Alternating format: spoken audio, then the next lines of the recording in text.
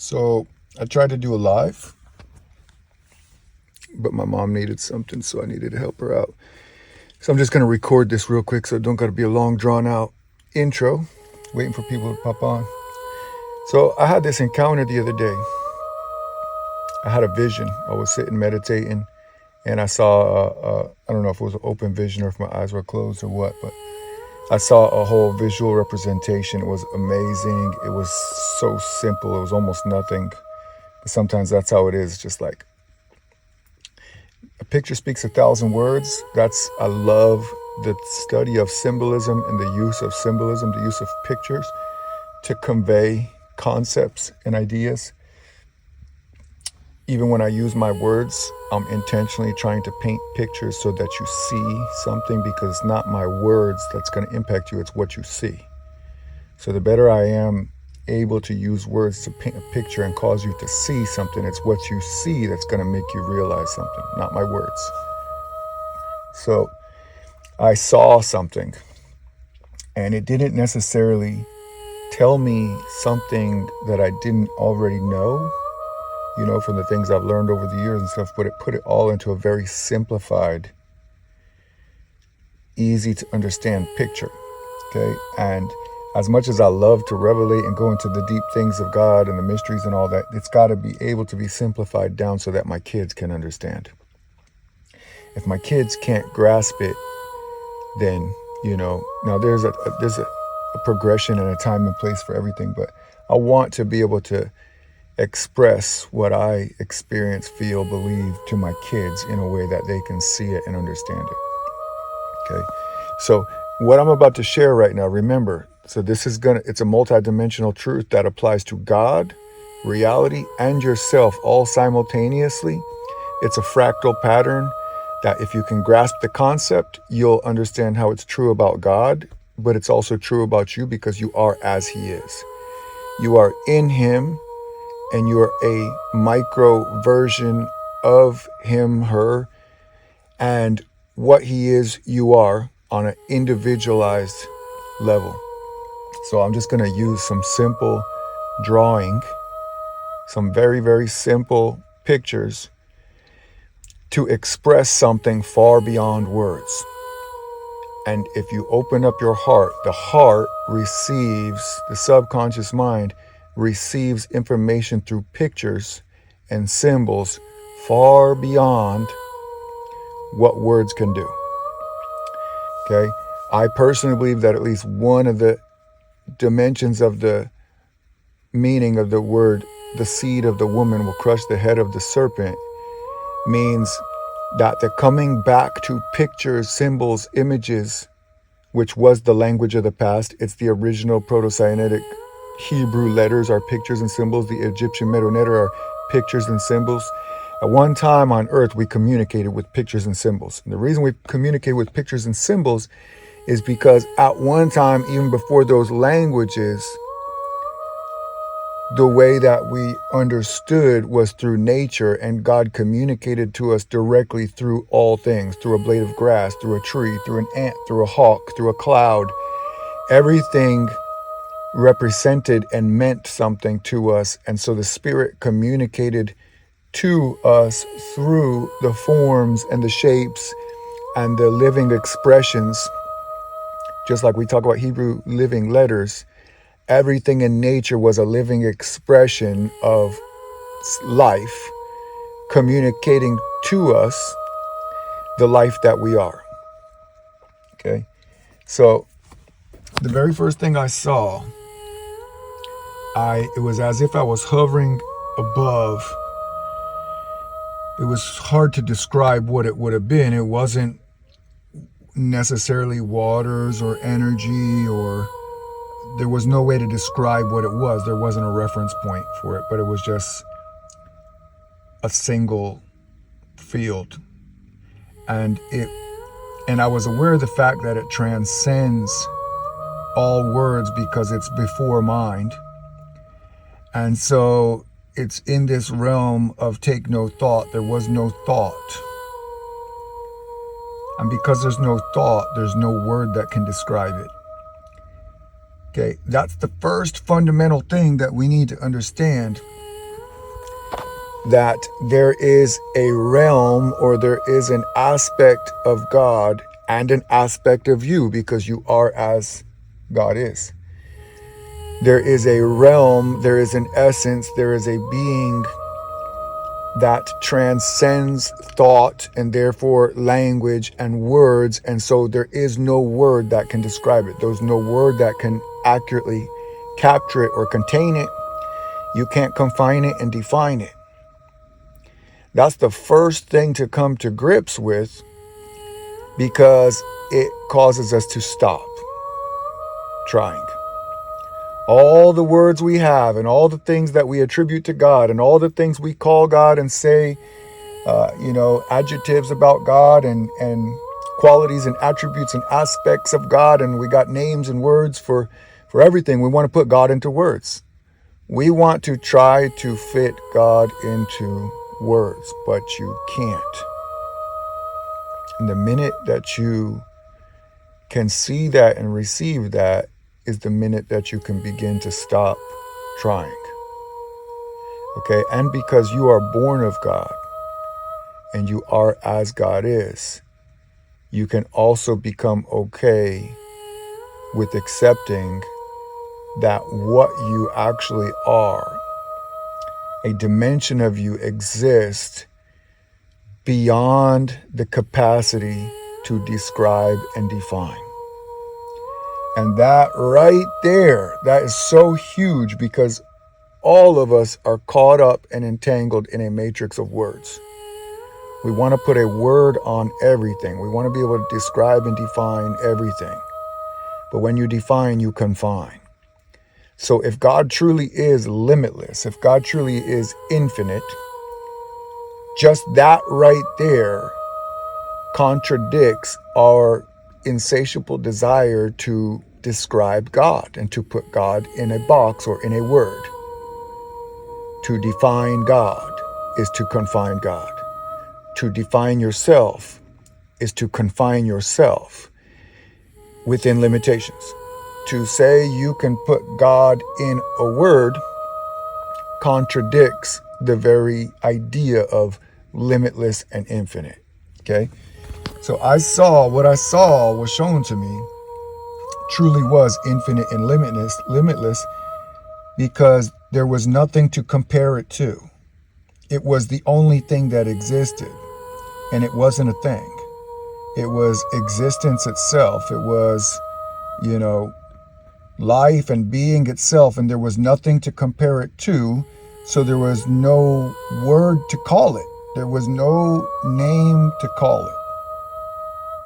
Okay, and so this is the nature of spirit. It's infinite and limitless and impossible to confine and define. It just is. And there's only one. And it's always been, and it does not change.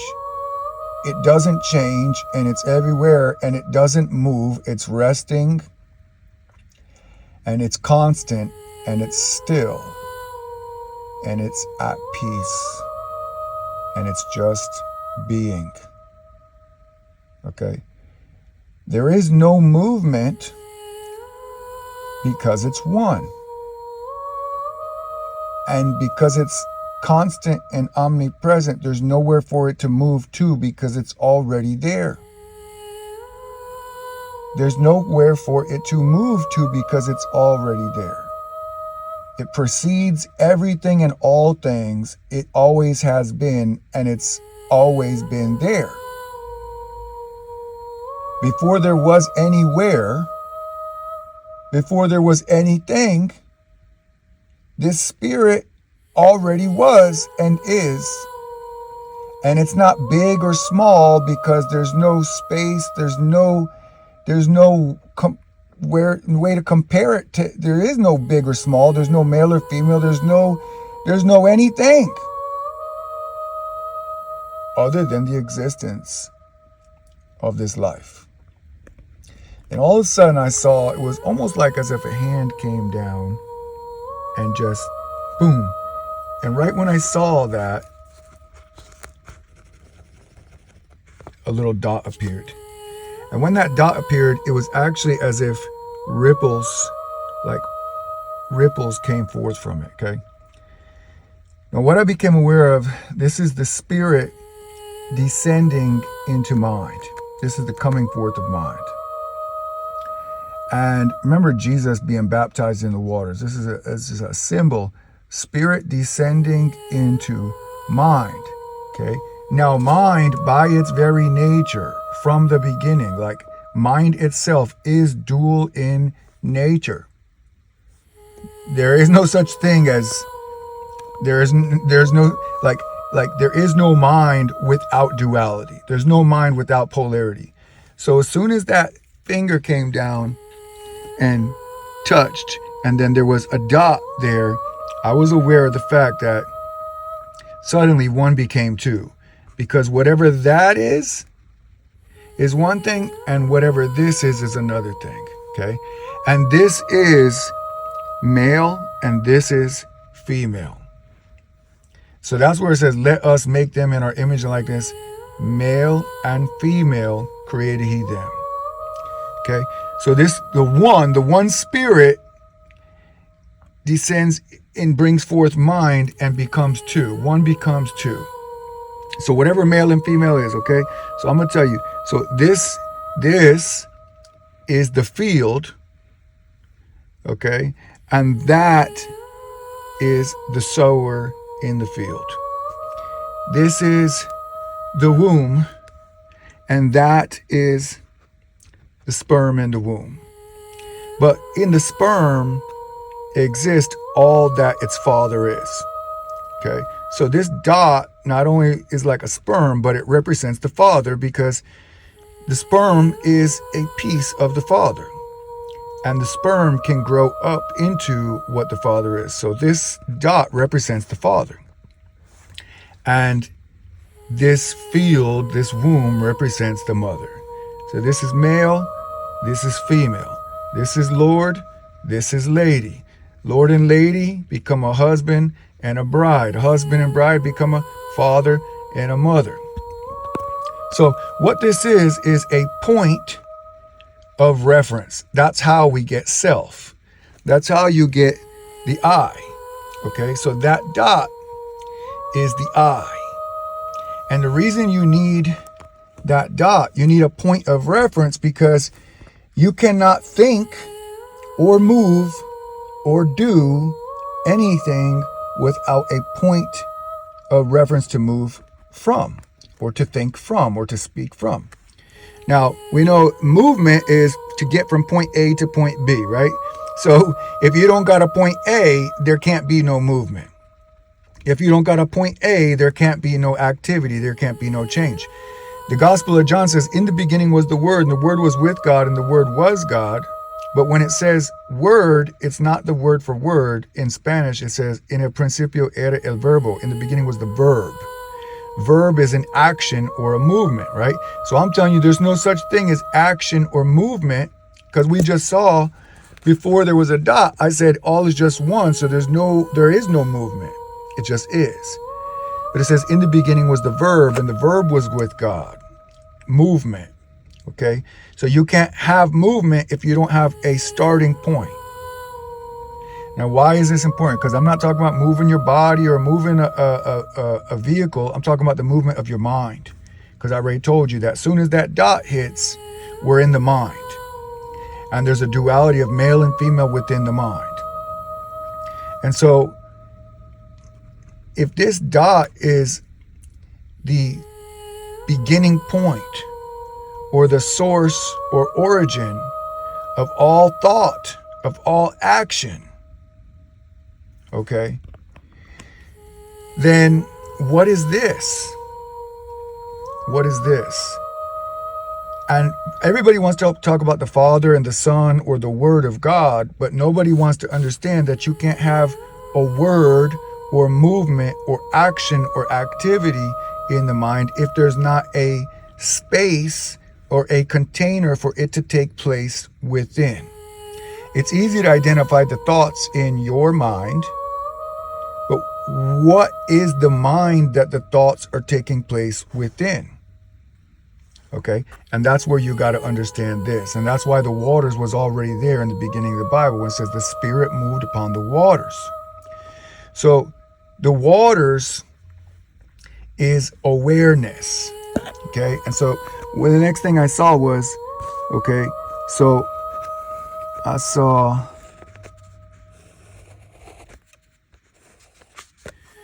okay, so now it's not just a dot. What happens is space, okay, dimensionality of space, height, width, and depth. From that point, there can be movement.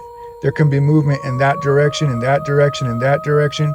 So now we went from 2-dimensional to 3-dimensional.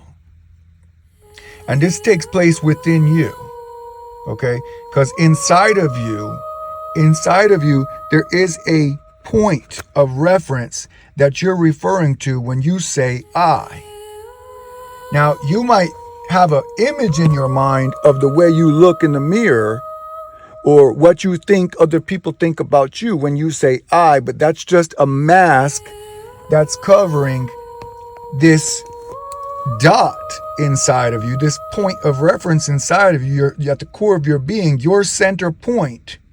There's a point inside of you that's the center point in the core of your being from which you're moving, from which you're thinking. Okay?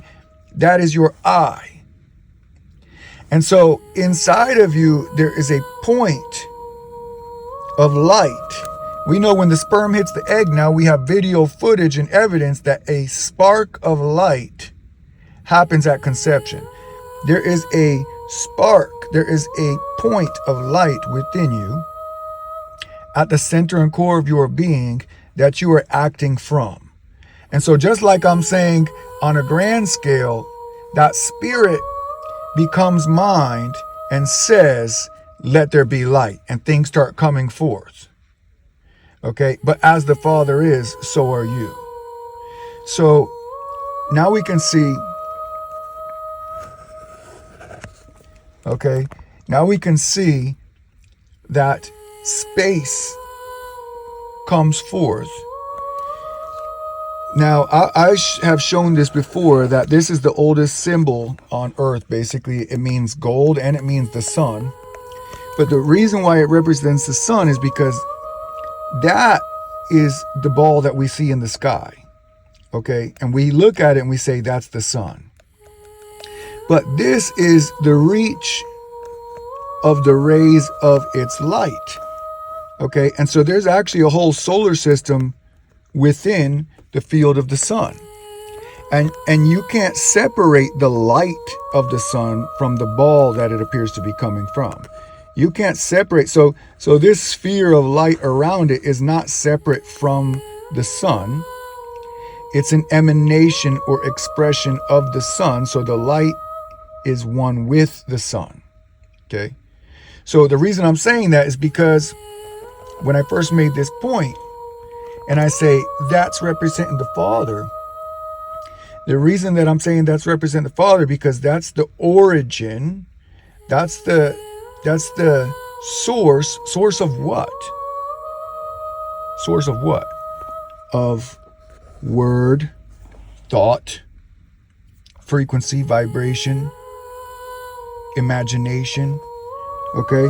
And so you have the source, or the Father, you have his word or his thought, and everything within that field, there's a reality created, there's a universe created within that field. You have the Father and the Son.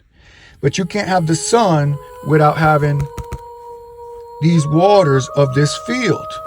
Okay, and nobody has given credit to the feminine or to the mother, but so you have Father, Mother, and Son. You have sower, field, and seed. There's a sower sowing seed in the field. Okay? There is a sower sowing seed in the field. Or there is a God with his word and wisdom. Now, the reason why I'm saying that this is important is because 1 became 2. 2 became 3. Okay? There's a spirit that can't be described, it can't be contained, it can't be defined, it can't be limited by what you think about it because it transcends thought. And if it transcends thought, it transcends language and transcends words, so you can't use words to capture and confine and define what this spirit is. And you might be able to believe that about God and that resonate about God, but what I'm telling you is you're an expression of God and you are what God is and you are as God is. So you must understand there's a part of you, or the true essence of you, the spirit nature of your being transcends thoughts, words, language. So can't be captured or confined or defined by thoughts, words, and language. And if we get that, we break loose from the captivity of the mind and we stop trying to find our significance, our value, our worth by an inner narrative. And we no longer submit ourselves to the opinions, thoughts, beliefs, words of other people. The spirit nature transcends, is from before the beginning. The beginning is dealing with the mind. Okay? Because when we even begin to try to understand or put into words or language or define and confine what is reality, what is God, who am I, all of that is taking place within the mind. And I already showed you that the mind was, the coming forth of the mind was the moment that, it was spirit, the moment that we begin to try to think or put it into words, we're entering the mind. Okay? But you existed before the mind, or you transcend the mind. But that doesn't make the mind bad, but we need to understand what it is. So one becomes two, male and female. Two have intercourse and conceive. A thought is a conception. Okay, so a thought comes forth into the field. The field is your heart. You could say the source is your mind. And the heart and the mind, they conceive a child, and the child that they conceive is a thought. Okay? So, what you think you know about yourself, what you think you know about God, what you think you know about reality, is a thought that you conceived within your heart between the Father, your source origin in your being, and your consciousness. Okay? Only from that source origin, that point within you, that is what the Father is, which is why you can create from it. It's why you can create from it, and you're creating thoughts, you're creating words. And through your thoughts and through your words, you're creating a world within your heart. You're creating an entire world, an entire reality, one word at a time, that only you have the power to govern over. Only you have the authority to create, to govern, and to change. So you are a God over a world within you. And the God that you are over the world within you is an exact expression and microcosm of the one and only God who governs this world all around us. And as he is, so are you, because the Spirit brought forth mind, and within the mind and through the mind, the Spirit began to create all things by the Word. Okay, well, you began in him before the foundations of the world, before there was anything created, which means before the mind was even being utilized. So you are that which was and is before the mind. And just as the Spirit through the mind creates a world, your spirit through your mind has created a world one word at a time. What you think, feel, believe, and think you know about yourself. What you think, feel, believe, and think you know about God. What you think, feel, believe, and think you know about reality is actually thoughts in your heart.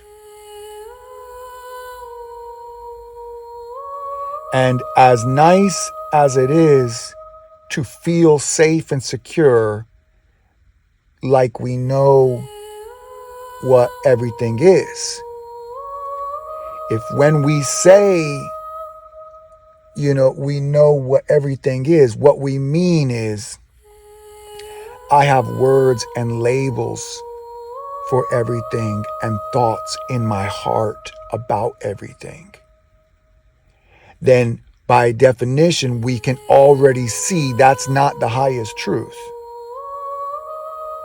Because there's something before the beginning of the mind. There's something before that transcends the beginning of language and using thoughts and words and language. There's something that already was. And that which already was before that, before all thought, before all creation, before the foundation, before anything